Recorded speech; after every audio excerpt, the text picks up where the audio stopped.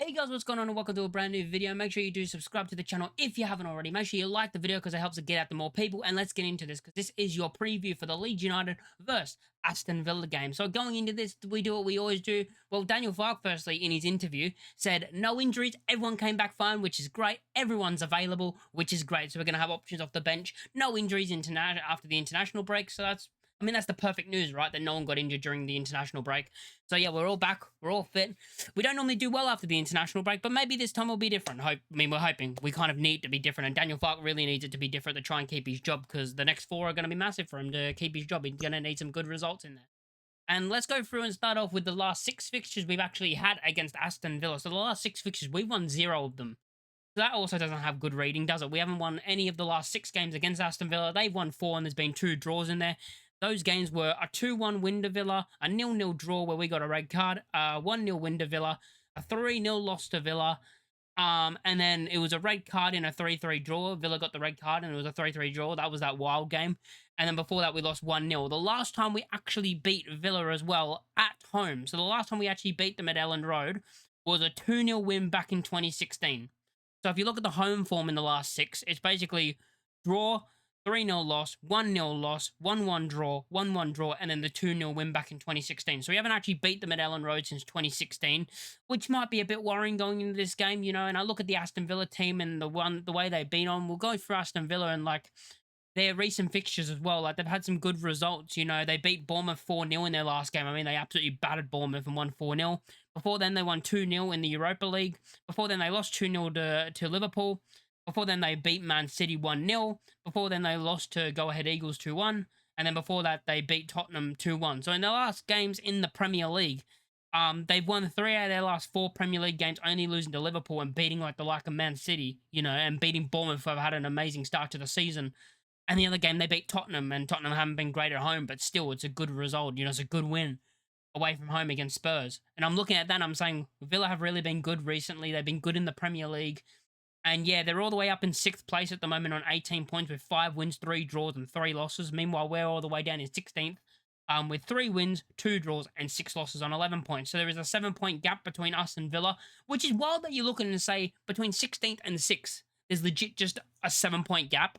Like, it's wild how close it is. And all it takes is a couple of results to go our way. And I know it's hard when you're near the bottom of the table to get results. But it only takes, like, those 2 games in a row where you win. And all of a sudden, we could be up where Villa are. You know, it's wild. It's wild how close it is and how things can change just like that.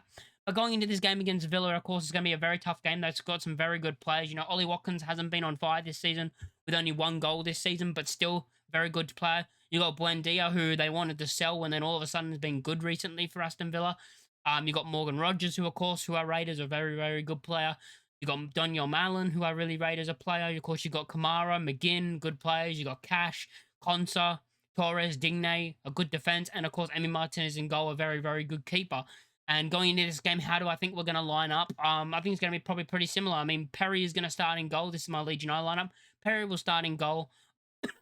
Bogle will start at right back. I do think the centre-back pairing should change, and I hope Farke does change it back to Rodon and Strauch, because Biol in these couple of games has been the player that's just been ball-watching. I mean, against Brighton, ball-watching. At fault for, you could say, 2 of the goals. And again, against Forest, he's caught ball-watching again. You could say for 2 of the goals. 1 at least.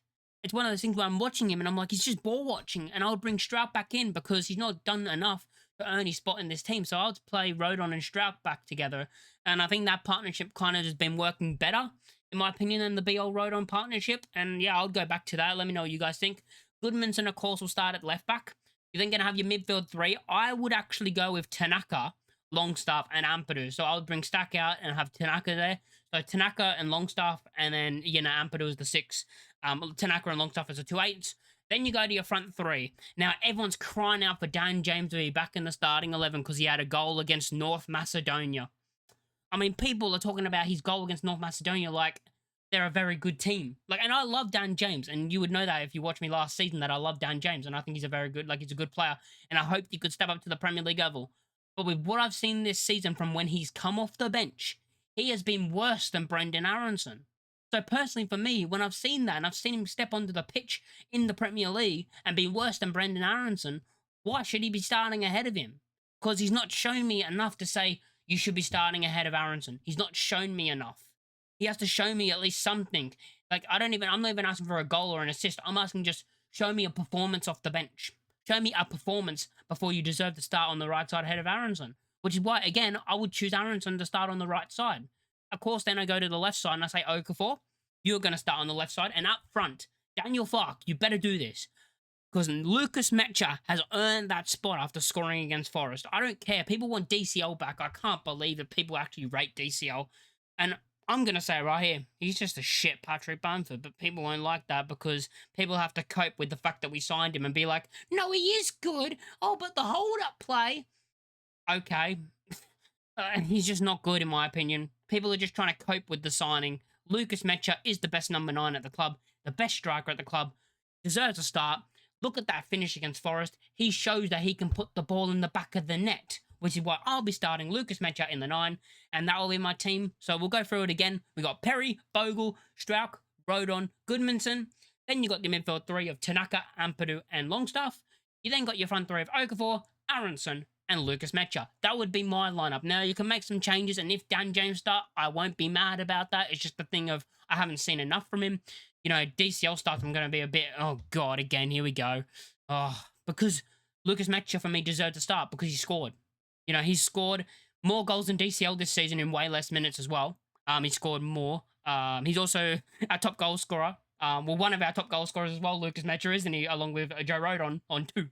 So that's a bit wild that they're actually our top goal scorers. But yeah, going into this game, that's how I would line up because I think that's the best starting 11 we can go with. And of course, people will say, Nonto. Nonto's a left winger, by the way. I hope people just realize this, that Nonto is a left winger. I see him as a left winger because that's exactly what he is. And everyone was saying he was a left winger last season in the championship. But now that we got Okafor, they're like, no, he's a right winger.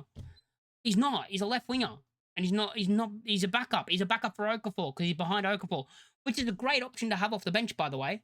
Having like a Nonto off the bench for an Okafor in the 70th, 75th minute is better than Harrison. It's way better than having Harrison on that left side off the bench.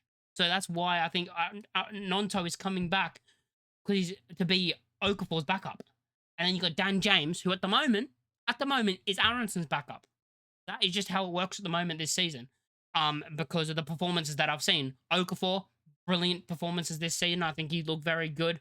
And for me, has earned his spot on that left side to be ahead of Nonto. Nonto has to fight for his spot. He has to fight for that left side spot. Then you got the right side spot. Aronson. He's, for me, done more than James and has earned that spot to be the starting right winger. And that's exactly why he's starting. Ahead of Dan James. Now, if Dan James in this game comes off the bench, let's just say, and scores or has a very good performance off the bench, maybe that will change for me for the next game. But yeah, that's how I line up in this game. As I said, the changes that I would make are BL out for Strauch.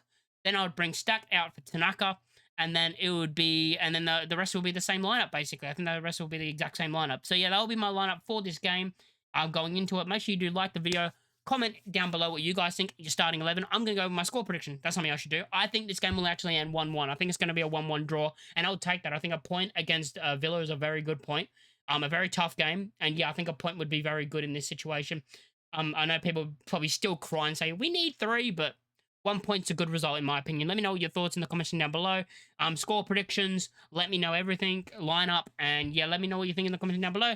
Like, comment, and subscribe if you're new, and I'll catch you all in the next one. Peace.